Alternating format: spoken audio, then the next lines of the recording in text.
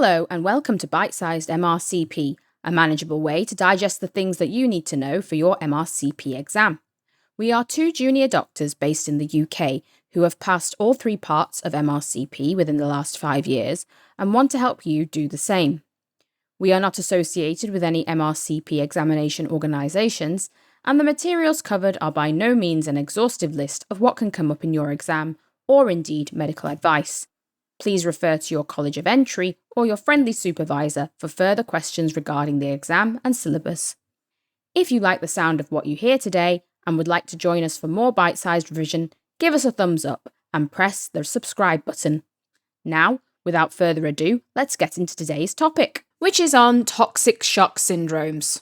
So you'll recall that we talked about toxic shock syndromes briefly in our episode on Staphylococcus aureus, so we're just going to take a deeper dive into this topic in this video. Toxic shock syndromes are sporadic cases, although outbreaks have been associated with tampon-associated toxic shock syndrome.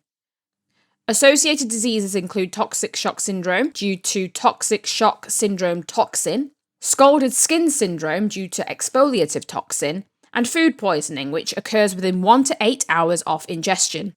The management of toxic shock syndrome is firstly the removal of any foreign body which may be the cause of the condition, such as a tampon or residual nasal packing, for example, after a nosebleed. Anti-staphylococcal antibiotics should be used, and clindamycin may be helpful to suppress toxin production.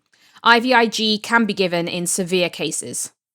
So let's now try a question. A 3-year-old boy is brought to the emergency department with a 2-day history of fever and irritability, followed by the abrupt onset of diffuse erythema and tender skin. Within hours, large bulli form and the top layer of the skin begins to peel off in sheets, particularly around the diaper area and axillary regions. The child appears dehydrated and is in considerable pain. There is no mucosal involvement noted on examination. A diagnosis of staphylococcal scalded skin syndrome, or SSSS, is considered.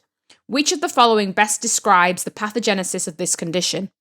So these are the options. So option A is direct invasion and destruction of skin cells by Staphylococcus aureus.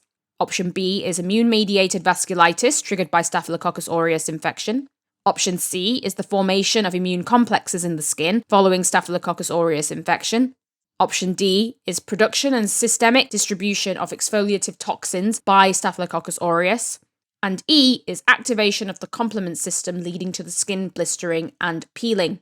So you may wish to pause the video at this point and go back to the previous slide to look at the vignette. So as we can see, there is a diagnosis here of scalded skin syndrome in a child, which you may recall is secondary to the production of exfoliative toxin. So in this case, the correct answer is option D. Thank you for listening to this episode of Bite-Sized MRCP.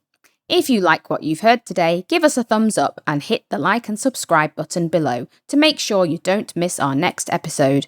Let us know in the comments which topics you would like to hear in future.